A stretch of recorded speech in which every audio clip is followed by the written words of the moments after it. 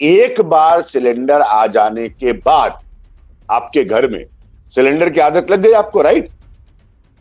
अभी तक तो चूल्हे पे खाना बन रहा था या स्टोव पे, जैसे ही बन रहा था। अब सिलेंडर की आदत लग गई, गैस स्टोव आ गया। Very good, great for India.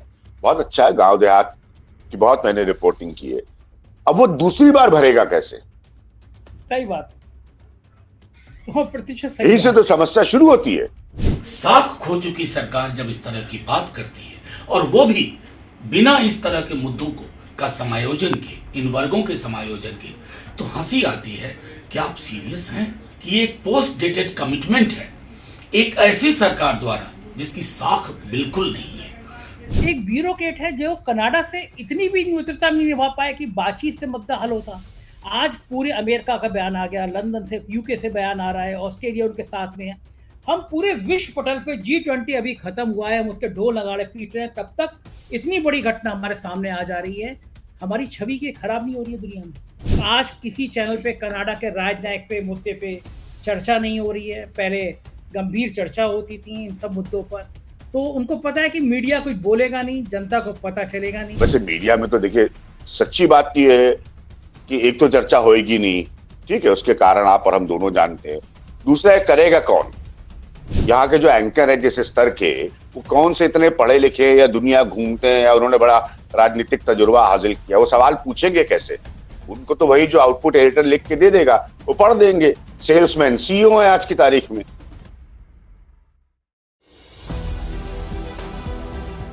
नमस्कार, मैं हूं संजय शर्मा, आप देख रहे हैं 4PM न्यूज नेटवर्क।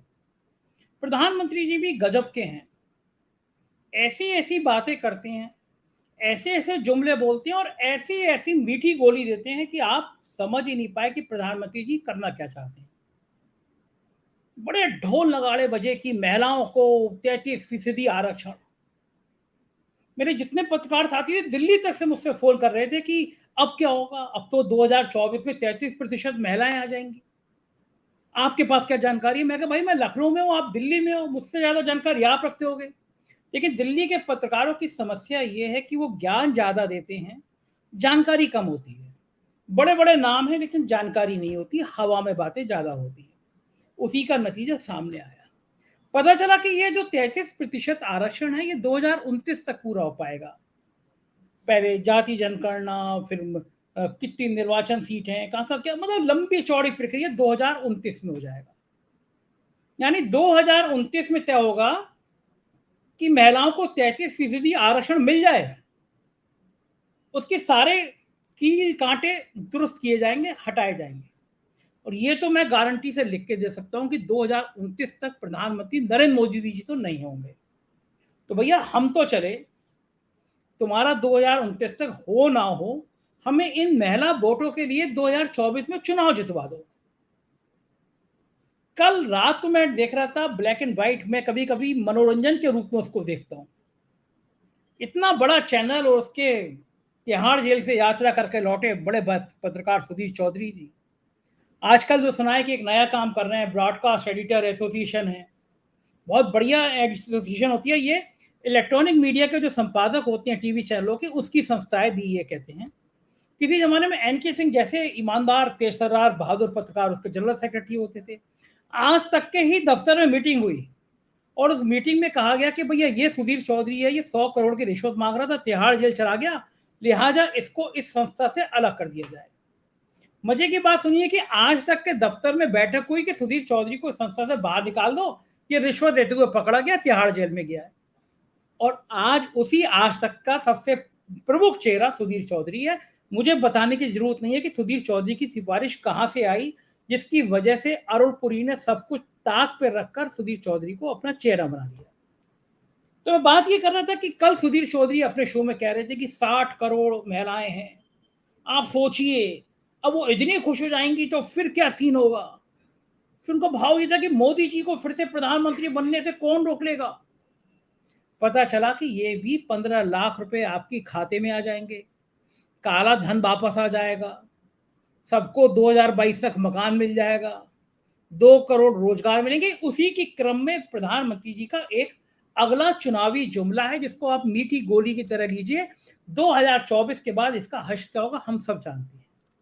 तो बड़ा सवाल यह है कि अगर महिला आरक्षण जैसा गंभीर मुद्दा था, आपको देना था, तो क्या 2-3 महीने पहले इसकी चर्चा नहीं होनी चाहिए थी?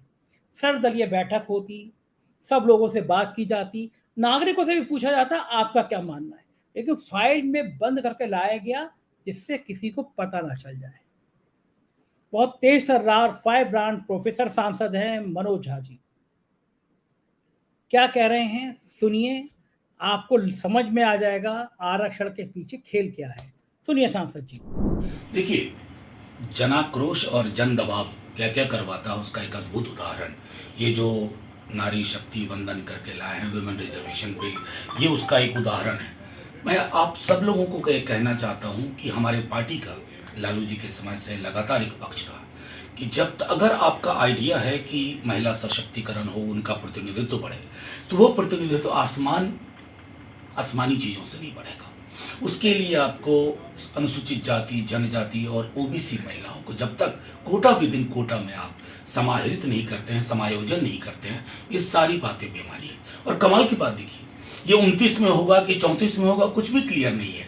तो मैं तो मानता हूं कि ये एक पोस्ट डेटेड कमिटमेंट है एक ऐसी सरकार द्वारा जिसकी साख बिल्कुल नहीं है। साख खो चुकी सरकार जब इस तरह की बात करती है, और वो भी बिना इस तरह के मुद्दों का समायोजन के, इन वर्गों के समायोजन के, तो हंसी आती है कि आप सीरियस हैं या ये फ्रॉड कर रहे हैं एक हमारे पूरे की पूरी सोच के साथ, हमारी संवेदनाओं के साथ। तो ये थे मनोज झा जी, आपने सुन लिया।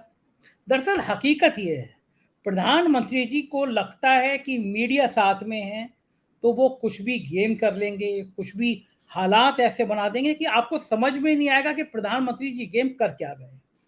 लेकिन अफसोस कि अब लोग हकीकत जानने लगे हैं, लोग सच पहचानने लगे हैं। आज मैं आपकी मुलाकात कराने जा रहा हूं देश के उस चर्चित नाम से, उस चर्चित पत्रकार से जिसने दुनिया भर में अपनी पत्रकारिता का डंका बजाया है। अज्ञान प्रकाश उन चंद पत्रकारों में से हैं जिन्होंने दुनिया के अलग अलग देशों में जाकर रिपोर्टिंग की है। अभी फिलीपीन से लौटे हैं और फिलीपीन से लौट के आने के बाद उन्होंने बताया कि भारत के प्रति क्या सोचते हैं लोग। शानदार इंटरव्यू है अज्ञान प्रकाश जी का, पूरा इंटरव्यू जरूर सुनिएगा। चलते हैं अज्ञान प्रकाश जी के पास। शुक्रिया अज्ञान जी, आज आपने हमको समय दिया। बहुत मन था मेरा आपसे बात करने का, और आज हम ऐसे दौर में बात कर रहे हैं जब पूरे देश में एक बात ये सामने आ रही है कि महिला आरक्षण के नाम पर देश को ठगा गया, या वाकई में महिलाओं को आरक्षण देने की कोई गंभीर कोशिश सरकार कर रही थी। देखिए, सबसे पहली बड़ा अच्छा सवाल पूछा आपने, क्योंकि सबसे पहली चीज मैं बता दूं कि पार्लियामेंट की रिपोर्टिंग के, पार्लियामेंट, प्राइम मिनिस्टर हाउस, खासतौर पर अटल जी का जो पीरियड था प्राइम मिनिस्टरशिप का, ये मुद्दा एक ऐसा है कि तब मैं अपने पीस टू कैमराज में कहा करता था और एनडीटीवी स्टार न्यूज प्रोड्यूस किया करता था। ये लेट 90s की बात बता रहा हूं। अटल जी आप जानते हैं कि 3 बार प्रधानमंत्री बन के गिरे, तो तब से ये चल रहा है महिला आरक्षण का मुद्दा। ठीक है, जयललिता के एक नेता थम्बी दुराई ने तो इसको हाउस में, जो प्रपोज्ड बिल था, हाउस के भीतर जाकर उसको फाड़ दिया था। आप समझ रहे हैं? उसके बाद बहुत सारे ऐसे नेता थे जिन्होंने, मेरे हिसाब से, हालांकि वो हमारे बड़े अच्छे मित्र थे, अच्छे बयान नहीं दिए। खासतौर पर बॉब कट, महिलाओं को परकटी कहना, ये शरद यादव ने किया था हाउस में। इतने साल मैंने पार्लियामेंट कवर किए और लोगों को सब इतने करीब से देखा है, तो ये सबसे पुराना मसला है। और चूंकि इसमें कुछ बुनियादी ऐसे इश्यूज है जो पॉलिटिकल पार्टीज को अपने अपने तरीकों से, अलग अलग पार्टीज को, एक को नहीं है संजय जी, अपने अपने तरीकों से सूट नहीं करते, इसीलिए कोई इसकी कलेक्टिव रिस्पॉन्सिबिलिटी नहीं ले पाता है। और तभी ये मैं उस समय कहता था, उस जमाने में, कम से कम मैं तकरीबन 15 साल या 2 दशक के आसपास की बात कर रहा हूं, तब मैं कहता था कि महिला आरक्षण वो बिल है जो ये निरंतर चलता रहेगा बहस के रूप में राजनीतिक दलों के बीच। Because it's a very simple saying in English Sanjay, charity begins at home. तो आपको अगर ये परिवर्तन लाना है महिलाओं के हक में, जो कि आपको लाना चाहिए, तो पहले अपनी पार्टी में लाइए ना। मैं तो खुल के बोलता हूं कि हिंदुस्तान की कोई पॉलिटिकल पार्टी साबित कर ले कि वो जाति के आधार पर टिकट नहीं देती। सब झूठ बोलते हैं कि हम टिकट जो है फलाने पे देते हैं और धमाके पे देते हैं और विकास की बात करते हैं और समाज की। अरे सिर्फ आप संजय शर्मा जी है लखनऊ में बैठे, बीजेपी का गढ़ है लखनऊ, अटल जी के समय से लेकर राजनाथ तक। बताइए आप टिकट ला सकते हैं किसी के लिए बीजेपी से अगर आपको चुनाव लड़ना और पंडित बाहुल्य क्षेत्र से आप ना लड़े? तो ये सब यही इक्वेशंस क्लैश कर जाती है। जब आप महिला आरक्षण की बात करते हैं इसी में घबराहट पैदा होती है। तो इसीलिए मेरा ये कहना है कि ये परपेचुअली डिबेटेबल इशू है और ये बहुत वक्त से चलता चला आ रहा है। मुझे नहीं पता कि पॉलिटिकल क्लास किसी भी साइड का अंततः इसका क्या रेजोल्यूशन लाएगा। ठीक बात। अब क्या जी आज जो पेश हुआ है बिल, और ये माना जा रहा है कि 2029 में ये फाइनल हो पाएगा जब जाति जनगणना हो जाएगी तब। तो ये चुनाव में जब 4-5 महीने 6 महीने बचे हैं तो ये देश के सामने ये एक और नाटक करने की जरूरत क्या है सरकार को? वो तो ठीक है, वो ताकि महिला वोट आपको हासिल हो, चाहे वो रसोई का दाम कम करने से आपको हासिल हो या आपको। देखिए अभी मैं आपको एक छोटा सा उदाहरण देता हूँ, 20 सेकंड के अंदर बता देता हूँ। अभी मैं 2 दिन पहले फिलीपींस गया था और वहां पर जो उनके राष्ट्रपति है और उनके लोगों से और उनके एज से मुलाकात हुई, कुछ प्रोजेक्ट था बड़ा इंटरेस्टिंग। और वो कितना क्यूरियोसिटी के साथ, गंभीरता के साथ हिंदुस्तान को देखते हैं आप सोच नहीं सकते। वो चाइना की जकड़ से बाहर आने की कोशिश कर रहे हैं, अमेरिकन के बड़े क्लोज हैं। इससे बड़ी इंपॉर्टेंट बातें हैं, इस पर अलग कभी हम आप लोग गंभीर चर्चा करेंगे। पॉलिटिकल इकोनॉमी और इंटरनेशनल अफेयर्स मेरा विषय है। पॉइंट आपने बड़ा अच्छा सवाल पूछा, जब आपने क्यों किया, क्योंकि फिर वही बात है, आप इंडिया का जीडीपी का सबसे बड़ा इम्बैलेंस जो है, अभी नितिन गडकरी ने मुझसे एक प्रोग्राम में कहा और उन्होंने यहां तक कह दिया कि वो चाहते हैं उनका सपना सारी ऑयल कंपनीज बंद हो जाए, कुछ 18 लाख करोड़ का आप ऑयल का इंपोर्ट करते हैं। तो जीडीपी के इम्बैलेंस का मूल कारण ही क्या है? कई सारे मूल उसके कारण है, उसमें से बड़ा एक कारण है आपका इंपोर्ट बिल। ठीक है, जो भी चीजें आप निर्यात करते हैं। अब इसको जोड़िए, ये दोनों अलग अलग नहीं है, यही मैं समझाने की कोशिश कर रहा हूं। अब आपने महिला आरक्षण बिल लाए क्योंकि आपको महिलाओं को वोट चाहिए, सीधी बात, और कोई इसमें लॉजिक नहीं है। इसके बाद आप क्या करेंगे? आप एलपीजी के गैस सिलेंडर के दामों को और कम करेंगे। ठीक है, यानी कि इंपोर्ट और सब्सिडी बिल जो है किसी न किसी फॉर्म में, और आप एक इन्फ्लेशनरी इकोनॉमी के ऊपर ला देंगे। क्यों ला देंगे? क्योंकि आपको वोट चाहिए। तो इस तरह की परिस्थिति में ये सारे निर्णय लिए जा रहे हैं, जबकि आप खुद ये सही बात कह रहे हैं कि रिजॉल्वेबल इशू जो है, मतलब कोई समाधान की तस्वीर 2029 में बनेगी।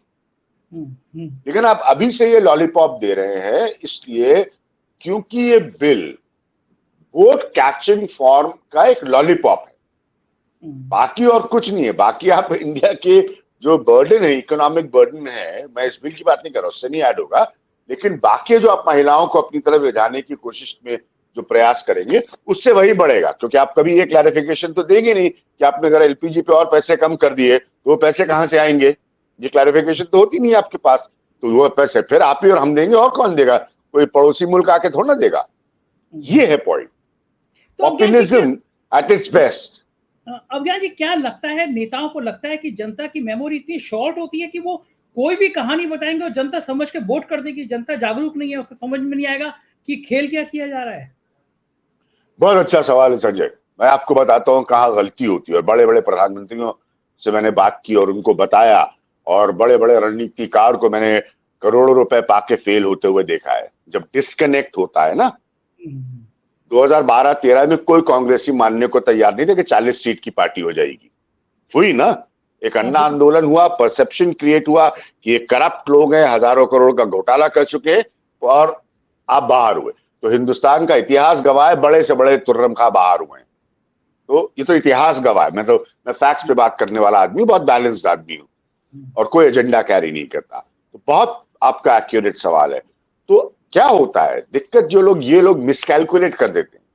फ्री बिजली बहुत डेंजरस आइडिया है और दबा के लोग इसका ऐलान करते हैं। आप दे नहीं पाते, सब्सिडी बढ़ती है, आपने एक साल किसान को दी, अगले साल किसान को क्या दे नहीं पाओगे। ऐसे ही गैस सिलेंडर, ऐसी कोई भी चीज, पेट्रोल डीजल के दाम कम करना, ये सस्टेनेबल नहीं होता है। क्योंकि आपने बैकग्राउंड में इसका इकोनॉमिक मॉडल सस्टेनेबल उतना नहीं बनाया है। आपकी क्रूड की डिपेंडेंस इंपोर्ट पे, ये सब अंतरराष्ट्रीय विषयों से जुड़े। अब आपने चुनाव देखते हुए घोषणा कर दी, तो आपका सवाल बहुत वाजिब है, क्योंकि आदमी ये जानना चाहता है। मैंने एक ही बात कही थी, मैंने वेलकम किया था उज्ज्वला स्कीम को, ऑफिशियली अपने प्रोग्राम्स में वेलकम किया था, आज भी करता हूं। लेकिन उसी समय एक प्रश्न पूछा था, वो प्रश्न आज जो की तो खड़ा है, और वही प्रश्न आप पूछ रहे हैं। एक बार सिलेंडर आ जाने के बाद आपके घर में सिलेंडर की आदत लग गई आपको, राइट? अभी तक तो चूल्हे पे खाना बन रहा था या स्टोव पे, जैसे ही बन रहा था। अब सिलेंडर की आदत लग गई, गैस स्टोव आ गया। Very good, great for India, बहुत अच्छा है। गांव देहात की बहुत मैंने रिपोर्टिंग की है। अब वो दूसरी बार भरेगा कैसे? सही बात, 100% सही। यही से तो समस्या शुरू होती है। तो एक बार तो आ गया, वन टाइम तो हो गया, अब वो दूसरी बार भरेगा कैसे? इसीलिए आपका सवाल बहुत वाजिब है। तो ऐसा नहीं है कि जनता भूल जाती है, क्योंकि जनता ने वो तकलीफ भी देखी कि दूसरी बार भरना बहुत तकलीफ। अब सिलेंडर जो है, किसी गृहिणी के किचन में अगर डेकोरेशन पीस बन के रह जाए, तो आप उस गृहिणी का दर्द सोचिए, और आप चतुराई में कैलकुलेट कर रहे हैं कि इस गृहिणी का वोट आपको मिलेगा। यही मिसकैलकुलेशन हो जाती है। आपको पता ही नहीं चलेगा कि उसका दर्द आपको कब मिल गया, जबकि आप उम्मीद कर रहे थे कि उसका वोट आपको कब मिलेगा। अब ज्ञान जी, पिछले दिनों में अमेठी गया, जिस दिन स्मृति ईरानी जी ने घोषणा करी कि हमारा अमेठी इतना बढ़िया हो गया, मैं गया, एक मजदूर निकल के जा रहा था, मैंने ऐसे ही माइक लगाया उस पर, उसने मुझसे बात कही, मुझसे बोला कि प्रधानमंत्री जी की वजह से मेरी पैंट की चैन बंद नहीं हो पा रही। मैंने कहा यार ये क्या मतलब है, इसका क्या लॉजिक है? उसने मुझे एक सांस में गिनाए कि ये चैन 5 रुपए की आती थी, अब 20 रुपए की हो गई, चप्पल 30 रुपए की आती थी, अब 80 रुपए की हो गई। उसने पूरा कैलकुलेशन करके बता दिया। तो आदमी इतना छोटा, और मैं जितने जगह की, आप बिल्कुल सही कह रहे हैं अभियान जी, मुझे 1% भी रेशो नहीं मिला कि सिलेंडर दोबारा भरवा पाया हो आदमी। तो ये जो ऊपर बैठे हैं हुक्मरान, उन्हें समझ नहीं आता कि खाली सिलेंडर के रखने से वोट नहीं मिलता। लोग कह रहे हैं कि पैसा राशन दे रहे हो, उधर से पेट्रोल डीजल में ले रहे हो, चुनाव से पहले कम करेंगे तो समझ आ जाएगा ना कि वोट के लिए किया जा रहा है। आएगा हाँ, सही बात है। तो 2019 में मैं अपनी पहली डिजिटल यात्रा पर निकला था, और उसके बाद फिर वापस टेलीविजन से संलग्न हो गया, अब आप लोगों के साथ वापस हूँ। तो मैंने एक सीरीज की थी, उससे मेरी किताब आई, बेस्ट सेलिंग किताब, from Lucknow to Ludhiana, the far and fly to UP, first book ever on Uttar Pradesh, Harper college ने पब्लिश की है। तो 3.5-4 महीना में घूमा, और सीरीज का नाम था फॉर यूपी फ्रॉम यूपी, अंग्रेजी हिंदी दोनों में थी। मैंने अमेठी के बीच बाजार खड़े होकर, मैं जानता भी नहीं स्मृति ईरानी को, ये कहा था कि स्मृति ईरानी यहां से चुनाव जीतेंगी। ठीक है, स्वाभाविक है कांग्रेस के लोगों को अच्छा नहीं लगा, क्योंकि उनके तो उनकी पारंपरिक कंस्टिट्यूएंसी है, मतलब बहुत ही पुरानी, संजय गांधी के जमाने से आप सोचिए। तो जो आप रिएक्शन बता रहे हैं, ठीक मैं नहीं है, ऐसा ही रिएक्शन देखा था राहुल गांधी के प्रति अमेठी में, जिसके कारण से स्मृति ईरानी जीत गई। तो यही तो होता है जनता का मूड। जो एक जर्नलिस्ट गेज करने जाता है, उसका आकलन करने जाता है, उसका एहसास करने जाता है, जो आपने जाकर किया, तो इसका मतलब तब जब स्मृति ईरानी जीती, जो मैंने रिपोर्ट किया, और आज जब आप गए, तो उसमें कितना बड़ा फर्क आ गया। ठीक बात है कि एक व्यक्ति आपसे कह रहा है कि मेरे पैंट की जिप नहीं बंद हो रही है, कायदे से बहुत इलॉजिकल है, मतलब इसकी कोई लॉजिक नहीं है, बट एक नॉर्मल आदमी का रिएक्शन है। तो यही है। तो मैं विज्ञान प्रकाश इसी प्रोग्राम में हूं, आप संजय जी इसी प्रोग्राम में हो, और इत्तेफाक देखिए कि मैं वो आदमी हूं जिसने बताया था कि स्मृति ईरानी जीतेंगी, ऑन एयर कहा था कि राहुल गांधी हारेंगे, और आप आज मुझे बता रहे हैं कि आप अमेठी गए तो लोग कह रहे हैं कि बताइए चप्पल इतने की हो गई, जिप इतने की हो गई। तो यही ट्रांजिशन तो होता है राजनीति में, और क्या होता है? जब सरकारें जमीन की हकीकत से दूर हो जाती, सभी सरकारों की यही प्रॉब्लम है। नेता इसेंशियली खुद के अहंकार से हारता है, बड़े से बड़ा नेता, वो भी, उसका भी हिंदुस्तान में इतिहास गवाह है, और उसका मूल कारण होता है कि he begins to sit in an ivory tower, और वो जनता से दूर हो जाता है। उसके 400 चमचों का सिस्टम उसको फीडबैक देता है, उसके पास डायरेक्ट फीडबैक नहीं होता। जब वो विपक्ष का नेता होता है तो ज्यादा डायरेक्ट उसके पास फीडबैक होता है। यही फर्क है। बिल्कुल। अज्ञान जी, आप उन पत्रकारों में से हैं जो पूरी दुनिया घूमते हैं। हमने आपके लंदन में खड़े हुए आपके बहुत बेहतरीन शो देखे हैं, आपने लंदन से किए। मैं जितना समझ पा रहा हूँ, एक बड़ी चूक हो रही है भारत की तरफ से, हमारे पड़ोसी मुल्कों से हमारे संबंध खत्म हो रहे हैं। नेपाल से शुरू हुआ, नेपाल जैसा देश हमसे नाराज़ रहने लगा, भूटान है, चीन है, पाकिस्तान है। आज जो घटना घटी है कनाडा को लेकर, कनाडा ने हमारे राजनयिक को निकाला और बदले में जैसे मोहल्ले के बच्चे लड़ते हैं, हमने भी 2 घंटे बाद उनके राजनयिक को निकाल दिया। कनाडा के प्राइम मिनिस्टर आए, उनका जहाज खराब रहा, 2 दिन वो होटल में रहे। हमारे विदेश मंत्री, हमारे प्रधानमंत्री ने उनसे मिलने की जरूरत नहीं समझी 2 दिन तक। ये जो आप मानते हैं एक ब्यूरोक्रेट को विदेश मंत्री बनाना कुछ नुकसान कर गया, कुछ चूक कर गया। एक पॉलिटिशियन होना चाहिए, सुषमा स्वराज थी, अटल बिहारी वाजपेयी जैसे बड़े नाम थे, जसवंत थे, और अब एक ब्यूरोक्रेट है जो कनाडा से इतनी भी मित्रता नहीं निभा पाए कि बातचीत से मुद्दा हल होता। आज पूरे अमेरिका का बयान आ गया, लंदन से, यूके से बयान आ रहा है, ऑस्ट्रेलिया उनके साथ में है। हम पूरे विश्व पटल पे G20 अभी खत्म हुआ है, हम उसके ढोल नगाड़े पीट रहे हैं, तब तक इतनी बड़ी घटना हमारे सामने आ जा रही है। हमारी छवि की खराब नहीं हो रही है दुनिया में? मैं 2-3 पॉइंट्स में इसको एक्सप्लेन करता हूँ। देखिए, जियो पॉलिटिक्स चेंज हो रही है, ठीक है। मुझे नहीं पता जयशंकर साहब क्या कर रहे हैं अपने काम के तौर पर। एक सक्सेसफुल आपने जियो G20 किया है, लेकिन मैं फिलीपींस से लौट के आ रहा हूँ 48 घंटे 72 घंटे पहले यात्रा करके, और वहां पर ये पूछा गया चर्चाओं में, मैं तस्वीरें भेजूंगा आपको मीटिंग्स की, चर्चाएं हुई, और जब उन्होंने मेरी प्रोफाइल, वो लोग बहुत अच्छे से स्टडी करते हैं किसी भी बड़े विजिटर को उनके हिसाब से, तो उन्होंने हैनोई के बाइडेन के स्टेटमेंट को रेफर करके पूछा। हैनोई में जो बाइडेन ने कहा ना कि मैंने नरेंद्र मोदी से बात की है मानवाधिकार और फ्रीडम ऑफ स्पीच को लेकर, चर्चा हुई है, यहां उन्होंने नहीं कहा, इमीडिएटली जाते कहा। अब नई जियो पॉलिटिक्स में 3 मुल्कों की बड़ी अहमियत बनी है अपने इकोनॉमिक कारणों से, फिलीपींस, वियतनाम और बांग्लादेश। फिलीपींस की सबसे इंटरेस्टिंग पोजीशन है, ये सारे आपके सवालों से जुड़े उत्तर हैं, कि वो एक समय में चाइना के क्लचेस में था, चाइना की पकड़ में था। देखिए, बहुत बड़ा चेंज हो रहा है, बहुत सही प्रश्न पूछा है आपने। अब वो चाइना की क्लचेस से आगे आहिस्ता आहिस्ता बाहर निकल के वो अमेरिका के करीब जा रहा है। तो सबसे इंपॉर्टेंट है कि जो भी लोग डिप्लोमेसी कर रहे हैं वो सबसे पहले बारीकी से जियोपॉलिटिकल चेंजेस को समझें। नेचुरल है, जो एंटी चाइना होगा वो आपका एलाई बनेगा, और जो प्रो चाइना होगा वो आपका एलाई नहीं बनेगा, ठीक है। इतनी बड़ी संख्या में कनाडा में इंडियंस की प्रेजेंस है, इंडियंस की पॉलिटिक्स में प्रेजेंस है कनाडा में। आपको, एज यू राइटली सेड, आपको डील करने के इस तरह का, अच्छा, जो कनाडा के प्रधानमंत्री हैं वो थोड़े से अपने तेवरों के लिए जाने भी जाते हैं, ठीक है, तो आपको जानना पड़ेगा कि उनसे आप डील कैसे करिए।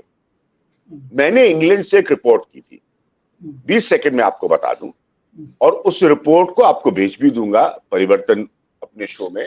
साबित किया था कि किस तरह से आज भी खालिस्तान के काम हो रहे हैं वहां पर, मतलब मूवमेंट के तौर पर, और भिंडरनवाले के पोस्टर्स लगे हैं वहां पर, बड़े बड़े गुरुद्वारों में। कितनी ऑर्गेनाइजेशंस को यूके में बैन किया जा चुका है, कितने टेलीविजन लोकल नेटवर्क्स को बैन किया जा चुका है, और फिर भी बहुत कुछ नहीं हो पाया है। जब, इन शॉर्ट, मैं कहना यह चाहता था कि जब वो जहां गैदर करना चाहते हैं वो कर लेते हैं। अब समझ रहे हैं, कनाडा की स्थिति उससे ज्यादा खराब है। तो आपको इन सेंसिटिविटीज को समझना होगा कि अभी आप उस डोमिनेंट पोजीशन में नहीं है कि आप सीधे डिक्टेट करेंगे, आप नेगोशिएट करेंगे। तो ये बहुत सारी इस पूरे रीजन की जियोपॉलिटिक्स जो है वो बदल गई है पाकिस्तान और चाइना की वजह से। चाइना हमारे यहाँ अंदर घुसता चला आता है, जब चाहता है इंट्रूजन करने की कोशिश करता है, तो वो बदल गई है। बांग्लादेश आप देखिए अपने आप को कितना स्मार्टली अलग करके रखता है, और वो अपनी इकोनॉमिक्स पे फोकस कर रहा है। मैं फार ईस्ट होके आया हूं, अभी ईस्ट का जो फारदेस्ट हिस्सा है वहां होके आया, और 17 घंटे एक तरफ की जर्नी होती है। वो चाइनीज से अलग हो रहे हैं, तो बहुत सी चीजें बदल रही हैं और इसमें इंडिया को बहुत अहमियत के तौर पर देखा जाता है। India as a country, because of our enterprise, because of our brains, because of our mind, not just governments, तो उनको उस बहुत अहमियत और इंपॉर्टेंस से इंडिया को देखा जाता है। इसीलिए ये जियो पॉलिटिक्स को समझना बहुत जरूरी है। तो क्या ज्ञान जी, क्या लग रहा है आपको कि सरकार इन चीजों में चूकने में कुछ कसर छोड़ गई है, कुछ कमी है? सरकार का ईगो बहुत बड़ा हो गया है, सरकार संवाद नहीं करना चाहती, या फिर मीडिया का एक तबका है, सरकार को पता है कि वो तो उसकी जय जयकार करेगा, कुछ भी करें? आज किसी चैनल पे कनाडा के राजनायक पे मुद्दे पे चर्चा नहीं हो रही है, पहले गंभीर चर्चा होती थी इन सब मुद्दों पर। तो उनको पता है कि मीडिया कुछ बोलेगा नहीं, जनता को पता चलेगा नहीं। हाँ, देखिए, जहां तक मीडिया का सवाल है, मुझे बहुत रिक्वेस्ट आए थे, क्योंकि कोई 14 एंकर्स के बैन होने की खबर आई थी, तब मैं था नहीं देश में। तो वैसे मीडिया में तो देखिए, सच्ची बात ये है कि एक तो चर्चा होएगी नहीं, ठीक है, उसके कारण आप और हम दोनों जानते हैं। दूसरा है, करेगा कौन? यहाँ के जो एंकर है जिस स्तर के, वो कौन से इतने पढ़े लिखे या दुनिया घूमते हैं या उन्होंने बड़ा राजनीतिक तजुर्बा हासिल किया, वो सवाल पूछेंगे कैसे? उनको तो वही जो आउटपुट एडिटर लिख के दे देगा वो पढ़ देंगे। सेल्समैन सीईओ है आज की तारीख में। तो मीडिया तो चल ही रहा है, तो आप किससे उम्मीद कर रहे हैं कि वो सवाल पूछेगा? तो उसको बड़ी जियो पॉलिटिक्स समझ में आ रही है। तो एक जमाना था कि इन सब ये डिसएडवांटेज तो अपने आप ही है कि मान लीजिए कोई जयशंकर का इंटरव्यू कर रहा है, मैं 10 पॉइंट्स आपको बता सकता हूँ जयशंकर साहब से पूछने के लिए, कि बहुत गंभीर मुद्दे से। मैंने कहा ना, पूरी दुनिया की नजर में इंडिया बहुत इंपॉर्टेंट कंट्री है। मेरा देश बहुत इंपॉर्टेंट है। मैं अभी एक देश से लौट के आया हूं जहां ज्यादा लोग नहीं जाते, और मैं आपको दावे से बता रहा हूं। But the question is that who is asking the right question. ठीक बात है, बिल्कुल ठीक बात है। तो यही तो दिक्कत है सारी। अब ज्ञान जी, हम एक अंतिम दौर में एक दो विषय पे बात करना चाहते हैं। पूरे देश में ये हो रहा है कि जो हिंदी भाषी राज्य खासतौर से जहां से भाग तय होगा सरकार का, उसमें दो मुद्दे हैं, मंडल बनाम कमंडल। जाति का जिन बाहर आ रहा है, जातियों का उठान फिर हो रहा है। आपको क्या लगता है कौन भारी रहेगा, मंडल या कमंडल? अगर आप इसको, मेरी किताब मैं आपको भेजूंगा जरूर, क्योंकि उसमें 2 चैप्टर कास्ट पर ही हैं। एक चैप्टर है बीजेपी राम भरोसे, तो आज भी राम भरोसे। एक चैप्टर है कांग्रेस कलैप्स कैसे हुआ, कांग्रेस कैसे गिरी। और 2 चैप्टर्स हैं कास्ट क्रिमिनलाइजेशन पर। इस पर कभी काम नहीं हुआ कि जातियों का अपराधीकरण कैसे हुआ और वहां से अपराधी कैसे बने, और आप उन सब अपराधियों के इतिहास को जानते हैं। तो ये तो आपके प्रश्न से ही मुझे स्पष्ट हो गया कि बजाय हम 2023-24 में जाने के, हम तो चले गए 1989 और 90 में। क्लियर? क्योंकि अगर आप मुझसे ये सवाल पूछ रहे हैं कि अब मंडल और कमंडल में किसकी जीत होगी, तो हम उसी एरा में चले गए। ठीक बात है। क्योंकि बाबरी गिरने के बाद का जो चुनाव था, जिसमें मायावती और मुलायम सिंह यादव साथ आए थे, वो ये जीत नहीं पाए थे भारतीय जनता पार्टी वाले। और कल्याण सिंह ने जब जोड़ जुगाड़ तोड़ फोड़ करके एक सरकार बनाई थी, बड़ी मुश्किल से, आपको सब याद होगा, तो एक बार 97 मिनिस्टर्स की सरकार बनाई थी कल्याण सिंह ने, जिसमें गांधी टोपी लगाकर राजनीतिक माफिया के तौर पर जाने जाने वाले Harishankar Tiwari science and technology minister थे। कल्याण सिंह बहुत बड़े नेता थे। ये थी उनकी सरकार, जिस बात पर अटल जी काफी नाराज थे। तो ये तोड़ फोड़ से बीजेपी ने सरकार बनाई थी। अगर यही सिचुएशन है, तो इसका मतलब, इसका उत्तर मैं ये दे सकता हूं आपको कि बजाय आगे जाने के फिर हम तो पीछे ही चले गए ना। ठीक बात है, बिल्कुल सही बात है। अगर आज मंडल और कमंडल ही हिंदी स्पीकिंग स्टेट्स को या हिंदी हार्टलैंड को या नॉर्थ इंडियन स्टेट्स को अब भी डिसाइड करेगा इस स्वरूप में, तो फिर मैं तो यही जानना चाहता हूं कि हम जितनी भी बातें कर रहे हैं विकास की, पिछड़ेपन को दूर करने की, सबका साथ सबका विकास, इसका क्या हुआ? इसीलिए मैंने आपसे शुरुआत में ही कह दिया था कि आप मुझे बता दीजिए कि कौन सी पॉलिटिकल पार्टी जाति के आधार पर टिकट नहीं देती। आपने मेरी बात को खुद ही सही ठहराया, सब जाति के आधार पर टिकट देती है। खैर सभी। अब ज्ञान जी, आखिरी सवाल, 2024 में हालांकि अभी 6-7 महीने बचे हैं चुनाव में, लेकिन आप किसकी सरकार देखते हैं, एनडीए या फिर यूपीए? नहीं, अभी वो कहना मेरे लिए बड़ा मुश्किल होगा, क्योंकि मैं पोलस्टर्स पे ज्यादा यकीन नहीं करता हूं। वो भी एक बिजनेस कर रहे हैं, जिसे मीडिया एक बिजनेस है, तो कोई शिकायत नहीं उनसे, लेकिन खुद की कोई यात्रा नहीं की है।